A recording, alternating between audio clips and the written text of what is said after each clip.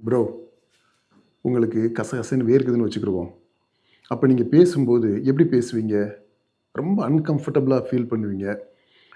எரிஞ்சு விழுவீங்க. ரொம்ப அன்னாயிங், இரிட்டேட்டிங்கா இருக்கும் உங்களுக்கு. வள்ளு வள்ளுன்னு விழுவீங்க. அதுதான் எதார்த்தம். ஆனா பாருங்க, இந்த மாற்றத்திற்கான நாம் தமிழர் கட்சி மாநாடு நடந்தது இல்லையா?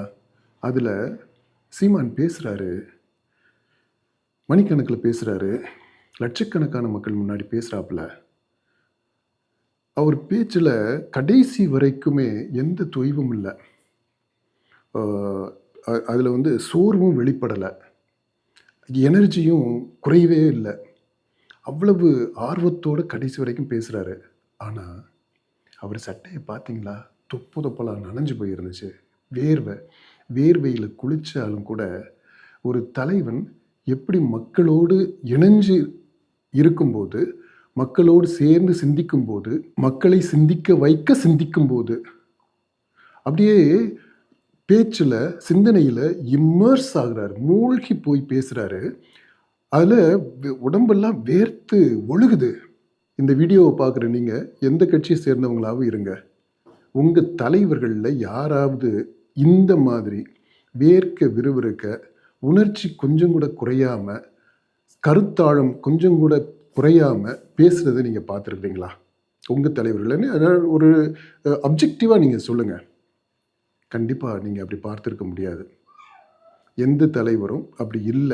நடிப்புல கூட 1 பவுன் தங்க காசு நீங்க குடுத்தா, அதுக்கு ஈக்குவலா ஒரு துளி வியர்வை சிந்தி நடிக்கிறதுக்கு தயார். அப்படின்றது தான் அந்த கணக்க தான் நம்ம பார்த்திருக்கிறோம். ஜென்சி தலைமுறையினர் கொண்டாடுறதா சொல்லப்படக்கூடிய தலைவர்கள, இளம் தலைவர்கள், புதிய தலைவர்கள எடுத்துக்கிட்டா கூட, அவங்கலாம் உடம்புல அந்த வேர்வை வர்றதுக்கு முன்னாடி 3 நிமிஷம், 5 நிமிஷத்துல பேச்ச முடிச்சுட்டு, டக்குன்னு ஏசி கார்ல போய் உட்காந்துடுறாங்க. இதத்தான் நம்ம பார்த்துருக்குறோம்.